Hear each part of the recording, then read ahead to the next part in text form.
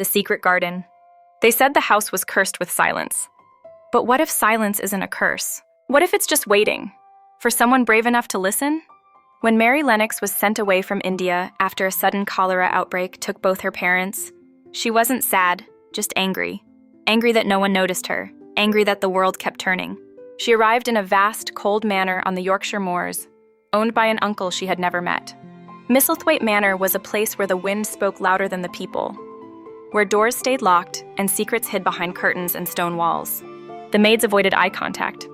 The halls echoed with stories no one dared to say aloud. And Mary, she wandered bitter and invisible. No one came for her, no one asked her how she was. Until one night, she heard it, a soft, muffled crying coming from behind a distant wall. Not the wind, not a dream. Something real. Her curiosity lit like fire. She followed the sound through hidden corridors and forgotten doors until she found a walled garden, covered in thorny ivy. The gate rusted shut, but the earth whispered something that stopped her. It said, "There is life here, just not the kind you can see." Then came the robin, a small red-chested bird that chirped like he knew a secret.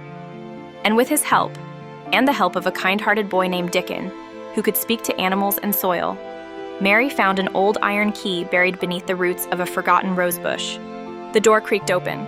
What lay beyond was no paradise. Broken fountains, tangled vines, cracked stones. A garden once loved, now mourning.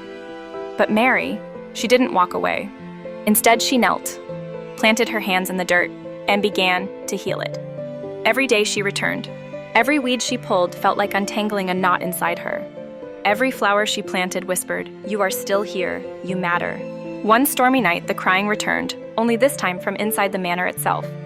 Behind a locked door, tucked in a dark room, lay Colin, her cousin, pale, fragile, and certain he would die before he could ever walk. He had been told he was broken, so he believed it. Alone, forgotten. But Mary had seen enough of wilted things come back to life. She told him about the garden. At first, he didn't believe her. Then he asked to see it. The day she wheeled him into that secret space, he closed his eyes from fear. But the garden didn't reject him. It welcomed him. Sunlight touched his cheeks like a mother's hand.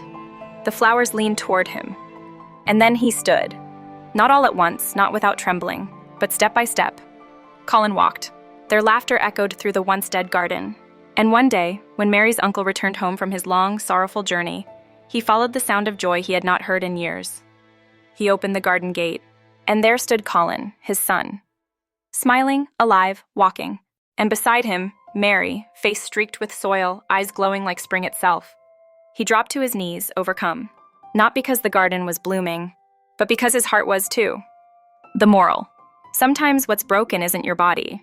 Sometimes it's the parts of you that were never watered.